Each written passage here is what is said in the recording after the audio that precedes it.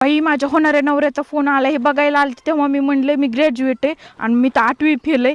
आता कसं होतंय काय माहित मला थोडं इंग्लिश बी येते काय विचारू नाही होता. Hi hello Hello, hi dear. High How are you? Good very nice. Okay.